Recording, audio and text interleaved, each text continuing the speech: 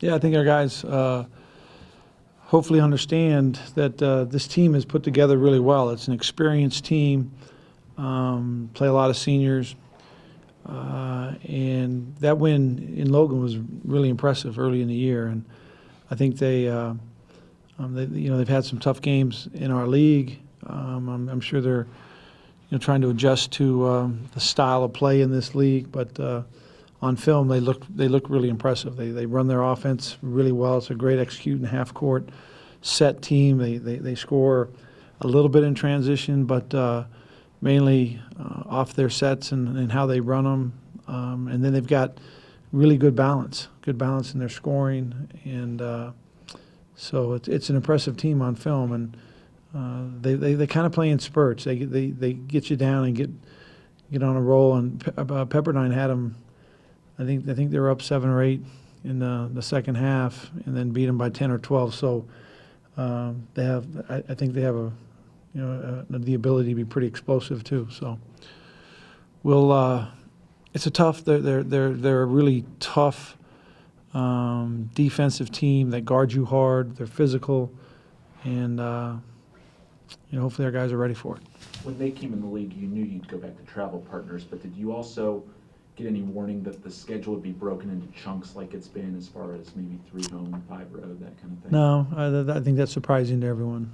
And then it was, really surprising to us to see how it actually played out after, they have our non-conference schedule, and then we get our conference schedule, and then you put it together, and you realize that, we're going to be faced with that stretch where we played 11 games and 8 of them are on the road. And so, you'd hope we'd manage that a little bit better as far as wins and losses, but I think our guys are in good spirits, and hopefully we get a really good effort tomorrow. What's happened with your defense this year? There are times it looks like it's getting better and tightening up, but then times it gets away from you again. We've had some games where teams have just really kind of got hot from the 3-point line, and it seems to be teams that have good offensive post players, and I think that's where we need to kind of really shore up our defense, where we try to give help inside, and then we get stretched pretty good. And the challenge that we face tomorrow is similar to the challenge that we faced a couple weeks ago when we came back from LMU and Pepperdine, and they both hit quite a few threes on us, and we just got back from a road trip where both teams were really good from the 3-point line. So hopefully we responded well last time. Hopefully we can respond well this time. But I think that seems to be the pattern, Dave, is that maybe we're over-helping in the post, and guys are getting loose on us on the perimeter. Can you go into why Pacific started? They were 8-1, and now they lost 7 out of 10. When you look on the tape, do you see anything? That is probably it's just a mystery, because and it's probably a mystery to Ron too, because their guys play hard, they play well, and you might be able to look to some of their stats. Maybe turnovers are an issue for them at times, but one thing about league play that can really get you is your confidence level, and you get in a bad streak for a week or two where you don't play well, you lose some games, and it's hard to turn it around. And they're coming in here after a big win, after a few losses, and so hopefully we can play well enough and not let them get started in our building, because I think they're really capable of. If you can go into Logan and win, I think you can go anywhere and win. You talked about at Gonzaga, Pangos gets open, some other guys. Was that just more fatigue, especially coming off the Portland game, or did you see fundamental issues when you go back and look at them? Yeah, we had 3 or 4 just kind of mental mistakes, when we were switching screens and 2 guys go with the same guy, and then we leave the best shooter open. Those are just things that, guys are competing and they're playing hard, and we don't execute like, we want to. And then there's other times where, there's penetration at the basket, and so we go help on the penetration and leave, their best shooter, and then he's wide open, and that's a mistake because strong side penetration we don't help on when we're guarding the shooter, and so I think that, and that could be, it could be the fatigue, because I believe that before last weekend we had really improved in our execution and in our effort, and hopefully we can get back to that.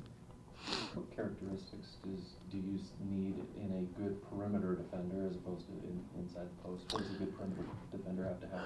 Well, There's a couple things. One, the best perimeter guys are guys who can keep their man in front of them, get good angles, and don't let them get direct line drives to the basket without help, and and without fouling.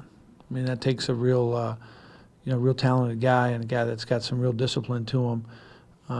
For us, we usually kind of build our defense around helping on those type of direct line drives, to try to bring a second defender in and then continue an angle. And what that does is once you give help, then it kind of turns the offense into an advantage where they can skip the ball, move the ball, and then eventually find the wide open guy. And teams have moved the ball really well against us, and so those are the key, two key issues. One is to be able to guard direct line drives without giving help, and be able to guard the post inside without giving help, and try and stay on shooters. Who do you think of when you think of your best perimeter guys that you've had here? Jackson Emery, probably. I think Jax was a guy that we could kind of lock. He just could lock down and not require a lot of help. I think Charles was a guy that got to that point near at the end of his career where he was really good at just handling one guy on his own. And I think Kyle's done a really good job in the last month or so. We're playing him a lot of minutes and having him do a lot of things, and so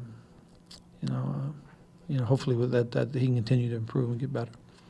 Dave, is motivation ever an issue with these guys? You don't have any seniors. You're kind of in a little bit of a losing skid. Is that ever an issue with this team, or do they still have that kind of that? I don't think that motivation is the issue. Okay, these guys, I mean, they love to play and love to compete, and I love the vibe and the spirit that they have in practice. Urgency might be an issue.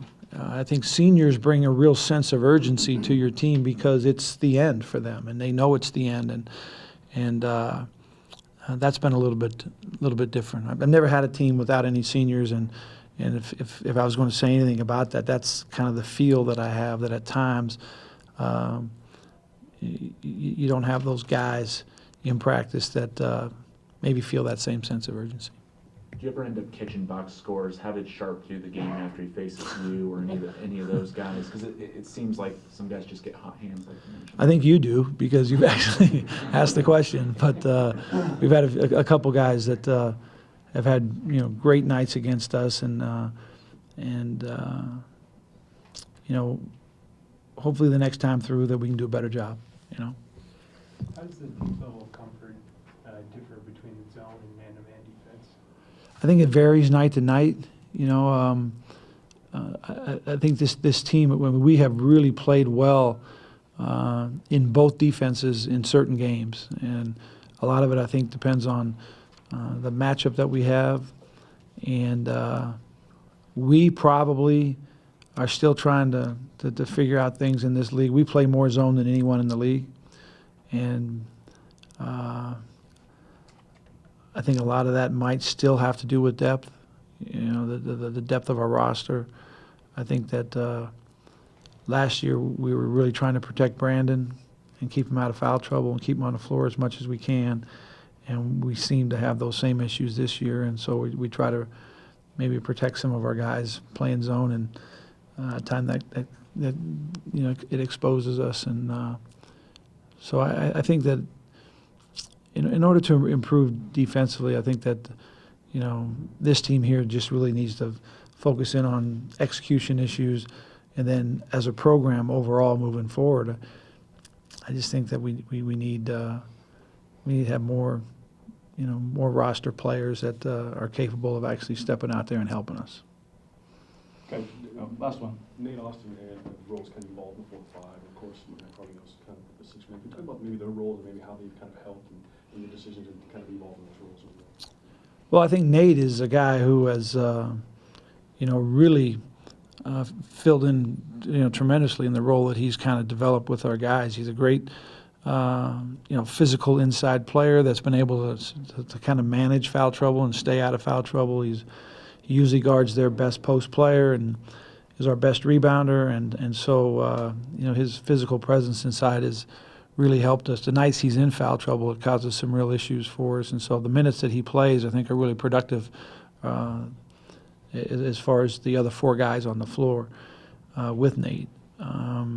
Matty's done a terrific job in the last month of coming in off the bench and running our team and assisting the ball without turning it over and making shots. And, so I think both those guys have adjusted really well. And hopefully that, their improvement, as we move through this next stretch, that, it'll really, kind of pay off for us as far as wins and losses are concerned.